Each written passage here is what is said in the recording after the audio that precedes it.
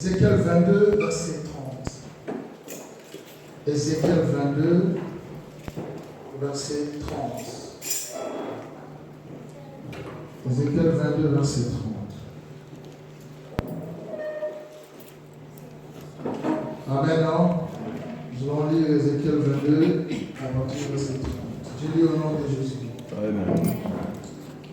Je cherche parmi eux quelqu'un qui construise un mur qui se tienne à la brèche devant moi en faveur du pays, pour que je ne le détruise pas, mais je ne trouve pas, dit l'Éternel. Amen. Amen. Bien-aimé, les péchés des chefs et du peuple d'Israël. Et dans ce verset 30, Dieu dit à ses peuples, il dit à son serviteur, il dit, je cherche parmi eux quelqu'un qui construise un mur, qui se tienne à la brèche devant moi, en faveur du pays, pour que je ne le détruise pas. Mais je ne trouve personne. Alléluia. Amen. Dieu cherche quelqu'un pour se tenir à la brèche. Dieu cherche quelqu'un pour se mettre à la prière en faveur des autres. Dieu cherche quelqu'un qui doit se sacrifier pour que son église soit debout. Dieu cherche quelqu'un qui doit se mettre à la brèche pour que la France puisse vivre le bonheur, la gloire qu'elle a perdue. Dieu cherche quelqu'un parmi ces peuples qui est devant moi cet après-midi. Je voudrais bien que vous puissiez répéter après moi. Dieu cherche quelqu'un. Dieu cherche quelqu'un. Non, avec conviction. Dieu cherche quelqu'un. Dieu cherche quelqu'un. Alors, ce quelqu'un-là, ça peut être toi aussi. Amen. Ça peut être toi. Dieu cherche quelqu'un qui va se sacrifier. Après avoir vu le péché des chefs d'Israël, après avoir vu le péché de son peuple, Dieu se met en colère pour punir. Mais il ne punit pas, il dit, je cherche quelqu'un qui va construire un mur. Là, je parle de mur spirituel qui empêchera l'ennemi de venir réclamer. Écoutez-moi, je tiens à vous dire que l'ennemi nous réclame tous les jours. L'ennemi nous réclame tous les jours. Si quelqu'un te dit que l'ennemi ne réclame pas, il te ment. Ce sont des choses que j'ai vécues. Ce sont des choses que je vis avec mes yeux. Comment l'ennemi nous réclame? Comment l'ennemi cherche à nous prendre? Bien aimé le Seigneur, je l'ai vu, j'ai vu ça, comme ça. Vous savez, dans le combat spirituel, ce qui règne, c'est quoi? C'est la gloire de Dieu qui est en nous. Amen. Dans les combats spirituels, quand l'ennemi te réclame, ce qui compte, c'est la présence de Dieu en toi. Si la présence de Dieu dans ta vie est en toi, peut-être, le diable peut te prendre facilement. Dieu peut nous montrer des visions où le diable essaie de nous prendre. Mais Dieu tire notre attention, lui. Faites attention avec ce que tu veux faire. Faites attention parce que le diable te réclame. Sois prudent pour qu'il ne puisse pas te prendre. Voilà pourquoi il dira au peuple d'Israël, je cherche quelqu'un qui peut construire un mur. Quelqu'un qui peut se tenir à la brèche pour prier. Intercéder à ma faveur. Vous savez, si dans notre église, nous avons même 3 personnes, même une seule personne qui se mettent à la brèche, qui pleurent jour et nuit pour l'œuvre de Dieu. Verrez le Seigneur, la gloire de Dieu descendra d'une manière terrible, scandaleuse. C'est vrai, on peut avoir ces gens-là, on peut avoir aussi. Mais l'homme que Dieu cherche, je pense qu'il se trouve. Ou la femme que Dieu cherche, elle se trouve parmi nous. Alléluia. Dieu cherche quelqu'un. Voilà pourquoi il m'a été demandé de vous parler sur l'importance de l'intercession. Son importance Pourquoi il est toujours important d'avoir quelqu'un devant le trône de Dieu qui pleure jour et nuit pour notre problème? La Bible dit que Jésus-Christ est lui-même, il est le plus grand intercesseur. Il intercède devant la gloire de Dieu pour nous. 24 heures sur 24. Il pleure par rapport à nos horaires, par rapport à nos péchés, par rapport à notre façon de penser, d'imaginer, par rapport à notre façon de méditer sur les autres, même si son œuvre. Jésus intercède pour que nous ne puissions pas tomber dans le piège que le malin a dressé contre nous. Chaque jour, il y a quelqu'un qui montre à Dieu le sang qu'il avait versé sur la croix. Il dit, Père, regarde le sang, ne frappe pas. Parce que j'ai payé le prix pour lui. Il va se relever. Voilà pourquoi il dit, cette fois mon serviteur tombe, cette fois je dois le relever. Cela ne signifie pas que tu tomberas encore, tu tomberas. Non. Il te dit, il va te relever. Mais fais attention. Je cherche quelqu'un qui doit fléchir ses genoux. Oh, pendant que je pleurais dans la présence du Seigneur, avant-hier, je priais. Le Seigneur m'a fait comprendre une chose. C'est sa gloire qui peut être la solution à tous nos problèmes. C'est sa gloire. Il n'y a pas autre chose. Bien aimé, il n'y a pas autre chose. Même si dans ta famille il y a des combats, même si dans ton foyer il y a des problèmes, même si tu as des difficultés à gauche, à droite, mais c'est la gloire de Dieu qui peut t'apporter la solution à tous tes problèmes. Plus tu te mettras à la présence de Dieu, plus tu pleureras devant lui. Bien aimé, ton époux ou ton épouse changera de vie.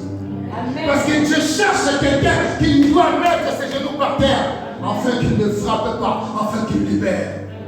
Amen, amen. Il a dit, invoque moi, je te répondrai. Je te montrerai des choses cachées, des choses que tu ne connais pas. L'important, c'est quoi? L'important, c'est que nous puissions avoir des choses que nous ne connaissons pas. Amen. Ces choses-là, il n'y a que Dieu qui les connaît. Alléluia. Il n'y a que Dieu qui les connaît. Si nous ne connaissons pas ces choses, bien aimé dans le Seigneur, il n'y a rien qui va se passer dans nos vies. Nous devons avoir confiance au Seigneur. Compter sur lui. Nous appuyer sur ce qu'il dit. Amen. Si nous appuyons sur ce que le Seigneur dit, je pense qu'il y aura beaucoup de choses qui vont se passer dans nos vies. Amen. Il dit, je cherche quelqu'un qui va se mettre à la brèche. Bien aimé, l'importance de cette personne est que la gloire de Dieu puisse descendre au milieu de son peuple. Vous savez, je vais vous faire comprendre une chose. S'il n'y avait pas Moïse, la gloire de Dieu n'allait pas descendre. Pendant que le peuple était en train de perdre les combats. Écoutez-moi très bien. Pendant que le peuple était en train de perdre les combats, la Bible me dit que Dieu avait ordonné à Moïse de lever ses mains. Alléluia. Dieu a ordonné à Moïse de lever ses mains. Et pendant que Moïse levait les mains, les combattants, ils étaient en train de faire la guerre et remporter la victoire. Donc, l'élévation de main de Moïse, c'était quoi? C'était l'intercession qu'il faisait. Moïse a levé ses mains et dit, Seigneur, il n'y a que la gloire qui peut descendre pour que ce peuple puisse vaincre les ennemis d'Israël. Il n'y a que ta gloire. Seigneur, s'il n'y a pas ta gloire, il n'y a pas de victoire. Oh, je tiens à te dire, il arrive aussi que celui qui intercède, ses mains se fatiguent. Il arrive aussi, celui qui pleure pour toi dans la présence de Dieu, ses mains se fatiguent. Alléluia. Il arrive aussi, celui qui crie devant l'Éternel pour votre problème, il se fatigue aussi. Mais il a toujours la volonté de lever ses mains. Mais il n'arrive pas à les relever encore. Oh, comprenez-moi très bien. La volonté de Moïse, c'était pas que le peuple puisse perdre les combats. La volonté de Moïse était que le peuple puisse remporter. Mais le main était affaibli. Il ne pouvait plus lever ses mains pour que ce peuple porte la victoire. Alléluia. Autrement dit, il était là avec une volonté, mais il n'y avait pas de victoire. Le peuple était en train de perdre. Tu peux avoir la volonté que Dieu fasse quelque chose, mais si tu n'arrives pas, il y a toujours des gens qui seront là pour t'aider. Amen. Vous savez quoi? Aaron et Hur, ils sont venus pour soulever le main de Moïse, afin que le peuple remporte la victoire. Alléluia. Mais or, ce que je sais, Aaron aussi pouvait lever ses mains. Hur aussi pouvait lever ses Aaron. Non, la révélation n'était pas venue pour Aaron, ni pour Hir, mais la révélation était venue pour Moïse. Amen. Il y avait que Moïse qui avait droit de lever le main. Personne d'autre ne pouvait lever le main. Mais une chose que j'ai aimée, vous savez, quand vous travaillez avec quelqu'un dans l'œuvre de Dieu, vous avez la facilité d'avoir ce qu'il pense et de comprendre ce qu'il réfléchit, sans même qu'il puisse vous le dire. Il y a cette facilité-là. Vous allez réaliser des choses sans même que vous puissiez faire une réunion. L'autre a pensé de Thomas le faire, c'était aussi dans ta tête. Moïse, la Bible ne me dit pas que Moïse a appelé Aaron et Hir. Elle ne me dit pas ça. Mais la Bible me fait comprendre qu'ils sont venus, ils ont pris le main de Moïse. Écoutez, il y avait la main d'Aaron, il y avait aussi la main de Hir. Vous comprenez? À gauche comme à droite, ils ont pris le main, ils ont levé le main de Moïse. En élevant le main de Moïse, les peuples ont commencé à remporter la victoire.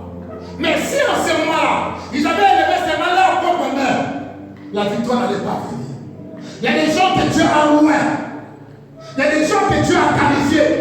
Il y a des gens que Dieu a donné des grâces particulières. C'est que vous avez besoin de prendre sa main s'il est fatigué. De tenir cette main ensemble, vous levez la main. Alléluia. Vous priez devant l'Éternel. Vous dites maintenant, descends et agis. C'est ça l'importance de se tenir dans la présence de Dieu. Alléluia. Mais quand on n'arrive pas à comprendre les rôles qu'on doit jouer, quand on est dans la présence de Dieu, c'est difficile. Vous savez quoi? C'est facile de savoir que cette personne prie et prie pour vous. Vous avez besoin de dire quelque chose. Dites au Seigneur, dirige-les par rapport à ce que tu veux que je fasse. Vous allez voir, il viendra vers vous et il vous dira des choses. Si c'est la vie de Dieu, ça va s'accomplir. Amen. L'intercession. La Bible nous fait comprendre que Dieu cherchait un homme. Amen. Dieu cherchait un homme qui pouvait se tenir à la brèche. En hébreu, on appelle l'intercession par là. Qui signifie donc, quelqu'un qui intervient en ta faveur. Amen. Quelqu'un qui parle pour toi. Quelqu'un qui réclame quelque chose pour toi. Donc, Dieu dans notre vie, il cherche toujours quelqu'un qui doit se mettre à la brèche pour demander quelque chose pour nous. Je ne sais pas si vous me comprenez. Donc, sachez, dans cette église, il y a quelqu'un que Dieu a mis à part pour prier pour ta vie. Amen. Quelqu'un qui pleure devant Dieu chaque nuit. Et quelqu'un même pendant qu'il sort dans la rue, il pense qu'à toi. Parce que Dieu l'a mis là pour prier. Écoutez, pour se mettre à la brèche devant Dieu prier, ça ne demande pas les capacités. Ça demande la volonté. Quand tu as la volonté, tu te mettras à la brèche et tu commenceras à prier pour les autres. Parce que tu dois demander à faveur la grâce de Dieu pour les autres. Bien-aimés dans le Seigneur, quand nous intercédons à l'église, nous faisons une prière. Écoutez, quand l'homme se met dans cette dimension de prière devant Dieu, la divinité vient dans la vie de cet homme. Et la divinité fait oublier cet homme ses propres besoins. Vous comprenez? Quand tu es à la présence de Dieu, tu pries pour les autres, tes besoins vont disparaître. Tes besoins ne vont plus exister. Les besoins qui seront là, ce seront les besoins de ton frère, de ta soeur. Tu commenceras à pleurer que tu oublies même que toi-même tu as des problèmes. Amen. Tu vas oublier même que non, il y a un problème, il y a une facture qui n'est pas encore payée. Tu vas oublier que l'administration ne t'a pas encore répondu. Tu vas oublier même que tu es malade. Et que tu penses que tu as une maladie incurable. Mais tu pries pour quelqu'un d'autre qui a une maladie incurable. Oh, la divinité, quand nous sommes dans sa présence, elle nous fait oublier nos propres sentiments. Alléluia. Vous savez quoi? Dans la vie de l'homme, il y a toujours ce désir d'avoir. Pour moi. Qu'importe. Tout homme, en dehors du Saint-Esprit, il a toujours besoin d'avoir pour lui. Mais quand le Saint-Esprit, quand tu es dans la présence de Dieu, écoutez-moi très bien, tu ne penseras plus pour toi, tu penseras pour les autres. Et quand tu commenceras à penser pour les autres, Dieu te dira, le Saint-Esprit te dira ce que tu penses. Et tu te mettras à prier. En ce moment-là, l'homme devient divinité. L'homme devient une divinité. Parce que dans la nature de l'homme, c'est difficile pour penser à l'autre. Mais quand l'homme est dans la présence de Dieu, quand Dieu entre dans la vie de l'homme s'oublie. Il pense aux autres. Ne vous étonnez pas. Des fois dans nos pays, les présidents ils pensent qu'à eux-mêmes. C'est normal, parce qu'ils ne sont pas remplis du Saint-Esprit. Même ici, ils pensent qu'à eux-mêmes. C'est parce qu'il y a seulement une base démocratique qui est là. Et ils ont peur tous de la démocratie. Mais la volonté eux-mêmes, la preuve avec l'affaire Fillon, il a pensé qu'à lui-même. En plus, ce n'est pas seul. Il y a beaucoup de parlementaires aussi qui ont pensé qu'à eux-mêmes, à leur famille. Donc ça ne dit pas seulement parce qu'en Occident, on pense partout dans le monde, on pense seulement à chacun pense seulement à lui-même. Et à sa propre famille. Mais celui qui est dans la présence de Dieu, il ne pense plus à lui, il ne pense plus à sa famille, il pense qu'à Dieu. Et quand il pense qu'à Dieu, il pense aux autres. Et Dieu à son tour, il pensera à sa famille. Est-ce que vous avez compris? Celui qui est dans la présence de Dieu pense qu'aux autres, parce que Dieu l'influence de prier pour les autres. Et quand il prie pour les autres, et Dieu lui aussi, il voit ses besoins et il les bénit. Amen. Amen. Mais il y a une chose que nous devons saisir, mesdames et Seigneur. La prière d'une personne qui est la présence de Dieu, c'est une prière qui a une grande efficacité. Parce que ce n'est pas une prière égoïste, mais c'est une prière pour les nations, c'est une prière pour les autres, c'est une prière pour des activités de l'église, c'est une prière même pour le travail. Et Dieu dit, je cherche un homme qui va se mettre à la brèche pour prier pour les autres, prier pour le pays. Vous savez, dans la Bible, il dit que là où le péché abonde, la grâce surabonde. C'est par rapport à quoi? C'est par rapport à une personne qui est dans la brèche. Ce n'est pas parce qu'il y a les péchés que la grâce vient s'asseoir sur les péchés. Non. Les péchés et la grâce ne se mélangent pas. Vous comprenez un peu? Mais quand il y a quelqu'un dans la brèche qui prie pour que la colère de Dieu ne se manifeste pas, la colère aussi ne se manifestera pas jusqu'à ce que les gens vont se convertir. Alléluia. Et Dieu ne va pas frapper. Nous pouvons prendre quelques exemples bibliques qui nous amènera à comprendre certaines choses. Vous pouvez voir sur la Genèse chapitre 18, verset 23 à 32. Là nous voyons, premier exemple, c'est Abraham. Abraham a prié auprès de Dieu pour Lot. Lorsque Dieu a décidé de détruire Sodome et Gomorrhe, Abraham a intercédé. Mais Abraham avait tout le pouvoir de ne pas prier pour Lot. Vous le savez. Abraham avait tout le pouvoir de ne pas prier pour Lot parce que Lot avait choisi sa route. Alléluia. Mais Abraham a prié. Écoutez-moi très bien. La disposition de ton cœur fera en sorte que Dieu puisse mettre les gens sur ta route. Et ces gens-là que tu accepteras, malgré la condition de vie, malgré la façon d'être, Dieu va les utiliser pour te donner une révélation. Si Abraham n'avait pas reçu les anges, Abraham n'allait même pas savoir que Sodome et Gomorrhe allait être détruit. Alléluia. Mais grâce au comportement d'Abraham, cela fait en sorte qu'Abraham puisse recevoir une révélation qui va les conduire d'entrer à la prière pour Sodome et Gomorrhe. Il n'a pas prié pour Sodome et Gomorrhe, mais il a prié pour Lot. Abraham savait qu'il y a quelqu'un de ma famille qui est là. Dieu, tu peux protéger ce pays. Tu peux même sauver. Écoutez, il est arrivé même loin de prier pour Sodome et Gomorrhe. Là où il y avait plein de péchés. Vous savez quoi? Notre attitude déterminera le niveau de la révélation que nous allons avoir auprès de la personne qui est en face de nous.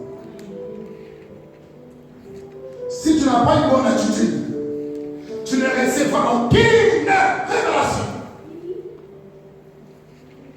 Nous devons saisir une chose, que la révélation que Dieu peut me donner peut venir de la nature. La révélation peut venir même des animaux. La révélation peut venir même des hommes que Dieu a mis à nos côtés. Dieu place toujours des hommes à nos côtés. Dieu place aussi la nature à notre côté. Voilà pourquoi nous devons prendre aussi soin de la nature. Nous devons prendre aussi soin des personnes qui sont à nos côtés. Parce que Dieu peut utiliser n'importe qui. Alléluia. Vous savez, les passages de ces anges, si Abraham a su que c'était les anges, c'est parce que lui-même avait le Saint-Esprit sur lui. Il pouvait dire aussi que ce sont les espions qui sont venus espionner un peu son pays. Mais vous savez, quand vous avez le Saint-Esprit en vous, vous n'aurez pas peur de la personne qui est en face de vous. Amen. Vous n'aurez pas peur. Celui qui a le Saint-Esprit n'a même pas peur du diable. Mais écoutez-moi très bien. Si vous n'avez pas peur du diable, pourquoi vous avez peur de votre frère? Pourquoi vous avez peur de votre soeur? Alléluia. Pourquoi vous avez peur de lui? Parce que toi, le diable, tu n'as même pas peur de lui. Mais tu as peur d'un homme que tu vois en face de toi. Essaie un peu de revoir ta communion avec Dieu. Abraham, à cause de cela, Dieu l'a révélé que Sodome et Gomorrhe devaient être détruits. Et Lot était sauvé. Deuxième exemple, nous voyons Moïse. Dans Exode chapitre 17, verset 8 à 16, Exode 32, de 1 à 34, Nombre 14, 13 à 19, vous allez lire ça à la maison. Nous voyons à plusieurs fois que le peuple commet le péché, Moïse intercède toujours. À tel point que Moïse ne voulait même perdre de sa propre vie pour que le peuple reste en vie. Écoutez, Moïse fait réfléchir Dieu. Vous savez, c'est lui qui a le Saint-Esprit en lui. Moïse, lui, il avait le Saint-Esprit sur lui, pas en lui. Vous comprenez un peu? Il y a une différence sur et dans. Or, il avait beaucoup de sagesse que ceux-là qui ont le Saint-Esprit en eux. Vous ne voyez pas que c'est compliqué? Le Saint-Esprit était sur lui, mais il parle à Dieu. Il dit à Dieu, ah, mais ces peuples-là que tu as fait sortir de l'Égypte, tu les as menés ici en Égypte et dans le désert. Tu veux encore les tuer? Ah, mais si tu les tues, mais c'est ton nom qui sera mal vu. Ils vont dire quoi les autres nations? Que leur Dieu les a pris en Égypte, hein, les a amenés ici pour les tuer. Est-ce qu'ils vont croire encore en toi? Voyez la réflexion. Vous savez, quand le Saint-Esprit est en vous, vous aurez des paroles, même ton voisin ne peut pas comprendre ces paroles-là. Je t'interdis de venir me voir quand je prie. Parce que tu comprends pas ce que je dis à Dieu. J'ai dit des choses à lui, mais parce qu'il se discute avec Dieu ou quoi. Il faut lui dire des choses. Parce que tu sais qui il est. Alléluia. Qui il est. Vous savez, celui qui sait intercéder pour les autres, il n'accuse pas. Alléluia. L'accusateur de nos frères, c'est le diable. Mais celui qui intercède n'accuse pas. Moi, quand je prie pour chacun de vous, je décortique toute votre vie, vos faiblesses, tout ce que vous faites de mal. Je dis ça à Dieu. Regarde, il fait ça, il fait ça, il fait ça. Aucun homme peut accepter ça. Mais toi, tu l'acceptes parce que tu nous aimes. Est-ce que tu ne peux pas chanter ça? Amen. Pour que nous tous, nous puissions accepter ça. On décortique tout devant le Seigneur. On dit, mais Seigneur, bénis ma sœur. Prenez, bénis mon frère Eric. Alléluia, Seigneur, merci. Tu vois beaucoup de mal qu'il nous fait. Hein? Non, ça c'est pas l'intercession. Alléluia. C'est pas l'intercession. Je sais que quelqu'un dans la Bible, il a prié comme ça. Paul, il a dit, Alexandre le forgeron m'a fait beaucoup du mal. Qu'il soit maudit. C'est fort. Non, c'est fort. Ça c'est Paul. Paul n'est pas Jésus. Amen. Paul c'est un homme. Mais là il a franchi. Jésus a dit, bénissez, ne maudissez pas. Amen. Là vraiment, vieux Paul, je lui dirais vraiment les quatre vérités comme ça. Alléluia. Là il a exagéré. Amen. Amen. Amen. Il a exagéré de ces côtés-là. C'est pour cela qu'on dit tout ce qu'on voit dans la Bible et on peut pas aussi imiter ça. Il faut discerner pour comprendre si c'est applicable ou pas. C'est comme les personnes comme ça vous me disiez, les gens qui ont l'habitude de méditer la Bible, ils ouvrent la Bible comme ça. Ah, je dis, c'est le chapitre que Dieu m'a donné, alléluia. Il médite, il commence à lire, il commence à lire. Après l'autre jour, il ouvre la Bible comme ça, et donc Judas s'est pendu. Il dit, ah, ça c'est pas ça. C'est pas bon. Alors il ferme encore la Bible. Il ouvre encore. Il tombe sur un verset. Toi aussi, fais de même. Ah, mais ça concorde, non? Judas s'est pendu. Toi aussi, fais de même. Donc vas-y, va te prendre. C'est pas comme ça qu'on médite la Bible. Qui dit la Bible avec moi? Les gens qui ont commencé à lire la Bible avec moi. On est au 31e verset, chapitre 1 d'Exode. Hein? Ok, gloire au Seigneur. Continuons toujours. Bénis le Seigneur. Donc nous devons savoir comment nous intercédons pour les autres. Troisième personne, je vais aller vite. Nous allons continuer aussi le dimanche prochain. Josué s'est engagé dans la prière. Josué est engagé dans la prière. Quand les Maïens ont frappé Israël, qu'est-ce que Josué a fait? Il s'est engagé à consulter les gens d'abord. Et il s'est donné à la prière. Là, vous allez lire ça, Josué chapitre 7, verset 6 à 8. Quelqu'un peut lire? Mais je vais trouver rapidement. Josué 6, je vais lire rapidement. Josué 7, 6 à 8. Josué 7, 6 à 8. Josué 7, 6 à 8. J'y trouve, on lit au nom de Jésus-Christ. Josué déchira ses vêtements et se prosternant jusqu'au soir, les visages contre terre devant l'arche de l'Éternel. Il était avec les anciens d'Israël et il s'est couvert la tête de poussière. Josué dit, ah Seigneur éternel, pourquoi tu fais passer les journées à ce peuple? Et c'est pour nous livrer entre les mains des Amoréens et nous faire mourir. Si seulement nous avions su rester de l'autre côté du Jourdain. De grâce, Seigneur. Que dirais-je maintenant qu'Israël a pris la fuite devant ses ennemis? Amen. Amen. Amen. Amen. À cause de l'erreur d'Adam, à cause du péché d'Adam, Israël commençait à perdre les combats. À cause de ces péchés-là. Mais Josué n'a pas regardé les péchés d'Adam. Josué s'est retiré de la présence de Dieu avec les autres anciens d'Israël. Ils ont commencé à demander à Dieu pour que Dieu puisse intervenir à la faveur d'Israël. La Bible nous dit, vous connaissez la suite. Dieu avait intervenu. Bien-aimé, ne pleure pas pour tes problèmes. Ne pleure pas pour tes soucis seulement comme ça à la maison. Tu pleures. Ne fais pas couler tes larmes comme ça en vain. Fais couler tes larmes devant l'Éternel. En te prosternant devant lui. En priant devant lui. En disant à Dieu, regarde ces problèmes qui me dérangent. Bien-aimé, même quand tes enfants te font monter la tête, même quand ton mari te fait monter la tête, même quand ta femme te fait monter la tête,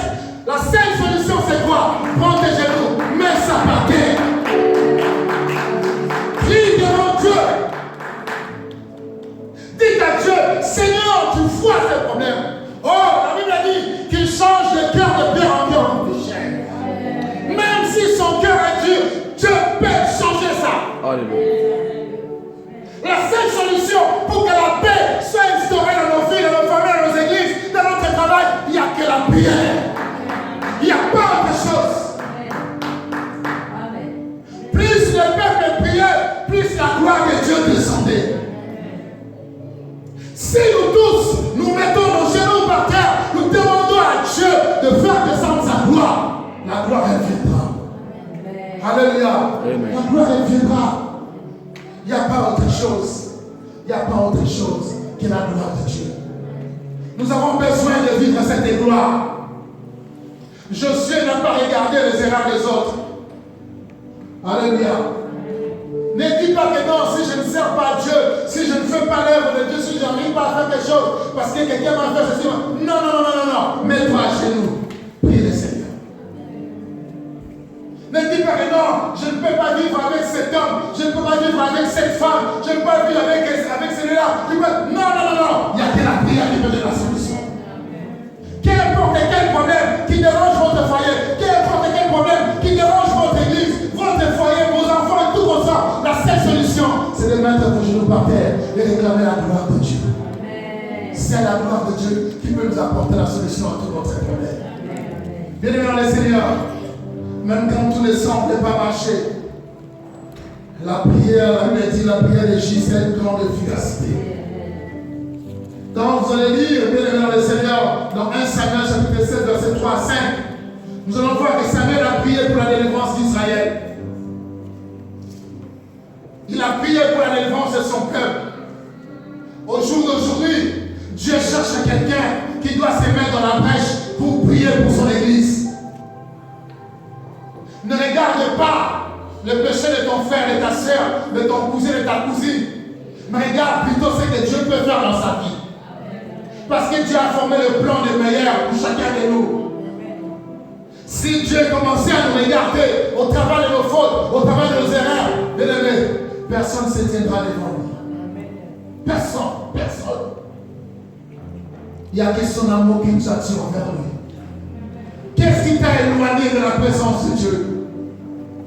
Qu'est-ce qui t'a éloigné de la grâce et de la gloire de Dieu? Je voudrais bien que tu puisses découvrir ce qui t'a empêché de te mettre à la brèche. Oh, je tiens à te dire que Dieu peut te ramener à la brèche. Alléluia. Dieu peut te ramener. Parce que Dieu a besoin de toi. Dieu a besoin de toi. On nous dit toujours qu'un homme, j'ai commencé à parler d'Abraham, le patriarche. Après, je vous ai parlé de Moïse, l'homme de la loi. Je vous ai parlé de Josué, l'homme de la conquête. Je vous parle du prophète Samuel, l'homme qui voit les rois. On parle toujours d'un homme. On nous dit que l'église c'est bien. On dit un homme. Alléluia. Qui a fait le mal et s'est retiré à la présence de Dieu pour que Dieu puisse venir. On parle toujours d'un homme. Quand je parle de l'homme, entre pour ça, homme et femme. On parle toujours de quelqu'un. N'attends pas que l'autre puisse entrer à la présence de Dieu pour que la gloire de Dieu se manifeste même dans l'église. Toi aussi tu peux entrer. N'attends pas que le pasteur puisse entrer à la présence de Dieu pour que la gloire de Dieu se manifeste. Non, n'attends pas cela. Toi aussi tu peux entrer. Toi aussi tu peux entrer. Priez, gêner. Demandez à Dieu de faire descendre sa gloire. Bien-aimés dans le Seigneur, si nous mettons vraiment dans cette brèche-là, Dieu va faire beaucoup de choses. J'ai aimé ce jeudi. On était vraiment si nombreux. Et je m'en reçois encore nombreux encore ce jeudi. Merci pour ceux-là qui étaient là, si nombreux qu'on était. Qu'on soit encore plus nombreux encore le jeudi prochain. Pour prier, réclamer la grâce de Dieu. Nous avons besoin de vivre cette gloire. Nous avons besoin d'expérimenter cette puissance de Dieu. Il a prié pour la délivrance d'Israël. Pour la délivrance de tes enfants. Pour la délivrance de ton mari. Pour la délivrance de ton épouse. C'est la demande qui? C'est la demande que toi seul, tu puisses entrer à la présence de Dieu. Alléluia. Pour ta propre délivrance. Tu n'as pas besoin qu'un prophète vienne de gauche à droite. Mais tu as besoin de toi-même. Pour entrer à la présence. Plaider, prier, réclamer la grâce de Dieu. Dieu est capable de tout changer. Alléluia. Dieu est capable. Nous voyons, comme nous lisons Daniel chapitre 10. Vous allez lire à la maison. Vous allez voir le livre de Daniel. Après ces 70 ans, c'est combien d'années qu'ils ont fait dans la captivité. Daniel réalise que non, c'est anormal qu'on reste toujours dans la captivité. Écoutez-moi, la Bible me fait comprendre que Daniel s'est retiré dans la présence de Dieu. Si vous lisez bien, vous allez voir, Daniel commence à s'identifier devant Dieu par rapport à ses péchés. Daniel commence à dire à Dieu une phrase que j'ai toujours aimée. Une phrase que j'ai toujours aimée. Daniel a dit, Seigneur, nous avons péché contre toi. Écoutez ce qu'on dit dans Daniel chapitre 9. La première année de règne de Darius, fils d'Assyrus, de la dynastie de Médès, sur le royaume des Babyloniens. La première année de son règne, moi, écoutez bien, il dit moi, il dit pas nous, il dit moi. Il n'a même pas cité ses compagnons, avec l'écho, le chat de Dieu, il n'a même pas cité. Vous comprenez un peu? Ici, c'est l'affaire de Daniel. Il dit c'est moi. Alléluia. Écoutez ce qu'il avait dit. Moi, Daniel, je me suis aperçu dans le livre que le nombre d'années indiqué par l'Éternel au prophète Jérémie pour la durée de la dévastation de Jérusalem était de 70 ans. Je me suis tourné vers le Seigneur Dieu en le cherchant avec des prières et des supplications, en gênant et en éprouvant des sacs et des cendres. J'ai prié l'Éternel mon Dieu et je lui ai fait cette confession. Écoutez, il dit la dévastation devait se faire 70 ans, comme le prophète Jérémie avait annoncé. Mais les 70 ans sont écoulés. Mais nous continuons à vivre toujours la même chose. Oh Seigneur, Seigneur, aide-nous, aide-nous à comprendre. Mais ça peut être que le temps de ta misère est déjà fini. Le temps de ta stérilité est déjà passé. Le temps que tu devais rester malade est déjà passé. Que Dieu te bénisse. Le temps de la paix est déjà passé, bien-aimé dans le Seigneur. Le temps de la paix est passé. Mais comme tu es dans l'ignorance, tu resteras comme ça. On t'a idée, pas moi. Voilà pourquoi je vérifie toujours ma vie tous les jours. Un jour, j'allais dire passer à Simikis. Parce que moi, je vérifie. Si toi, tu ne vérifies pas, c'est ton problème. Tu ne viendras pas emporter chez moi. Tiens ton attention. Daniel a lu les livres. Daniel a vérifié dans les livres que les années de sa souffrance, de leur souffrance, étaient déjà passées. Amen. Amen. Les années de ta souffrance peuvent déjà passer, mais tu restes toujours souffrant. Pourquoi? Parce que tu te laisses emporter par n'importe quoi. Tu te laisses emporter par les désirs de ce monde. Tu te laisses emporter par les circonstances de la vie. Tu te laisses emporter par les soucis de tous les jours. Oh, ce temps est déjà passé. Ne reste plus sur le temps passé.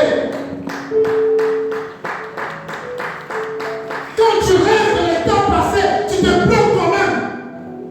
Dieu ne veut pas te voir dans le passé là. Il a dit non. Écoutez, un seul homme est venu. Il a commencé à vérifier. Oh, l'étude de la parole est très utile. Amen. Lire la Bible, venir le jeudi à l'étude de la parole et de la prière, c'est très utile pour ta vie. Ça va t'aider à comprendre certaines choses que tu n'as jamais compris. Parce que chaque révélation, chaque jour, chaque réunion de prière a sa révélation. Tu te réjouis de ta situation parce que tu touches un salaire, parce que tu manges les yaourts, parce que tu fais tout ce que tu peux faire. Tu crois que c'est ça que Dieu t'a appelé avec? Ce n'est pas ça.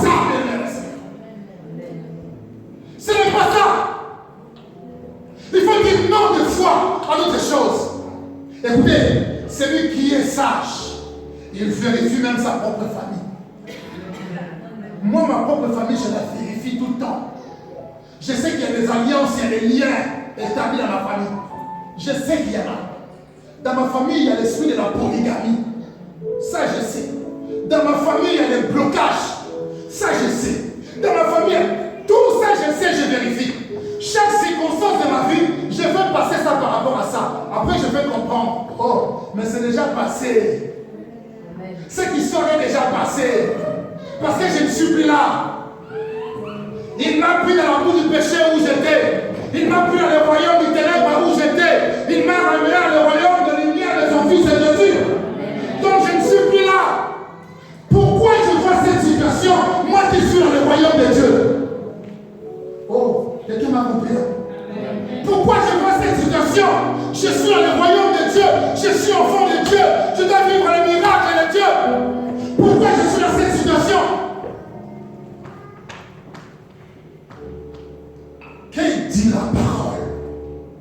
Alléluia. Qu'est dit la parole? Il vérifie. Notre vérification proviendra des temps que nous passons à la lecture de la parole, les temps que nous passons en venant aux réunions de la semaine à l'église.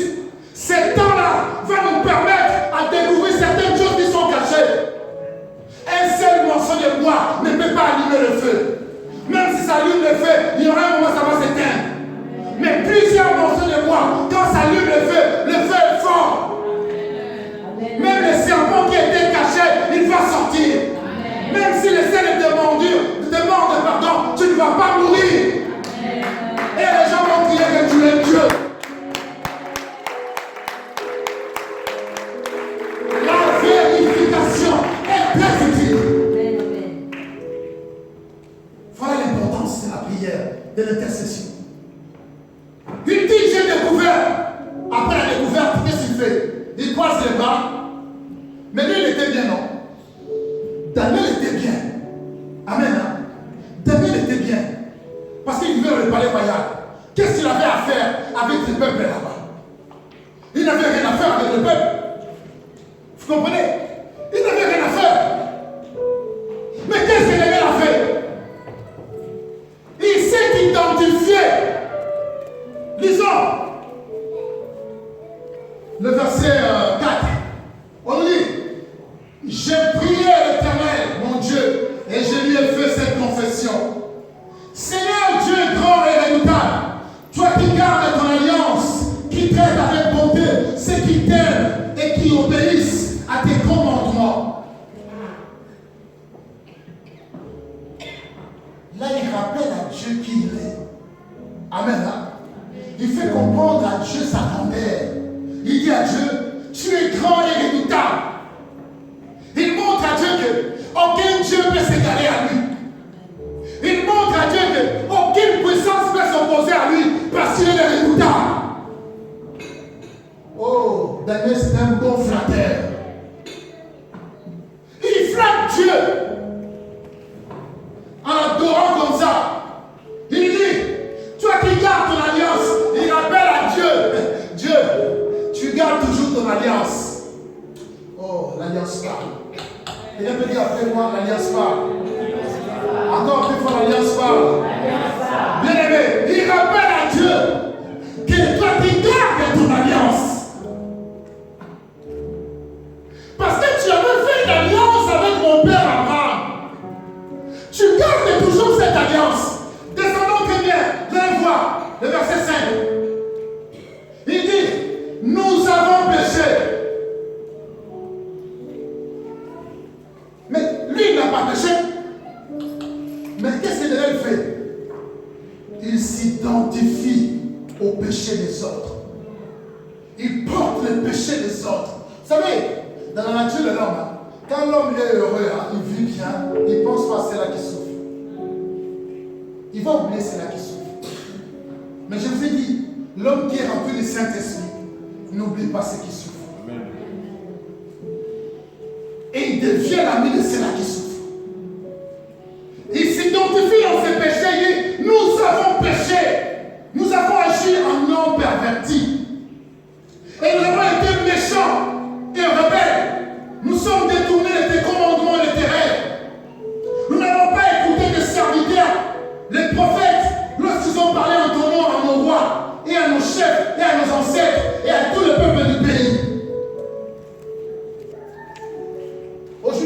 s'arrêter là. Il prend ses péchés. Il dit à Dieu, nous n'avons pas écouté les autres, tes prophètes, tes serviteurs. Nous n'avons pas écouté, nous avons péché. Voilà là où je veux que nous puissions prier. Le dimanche prochain, on va continuer la suite.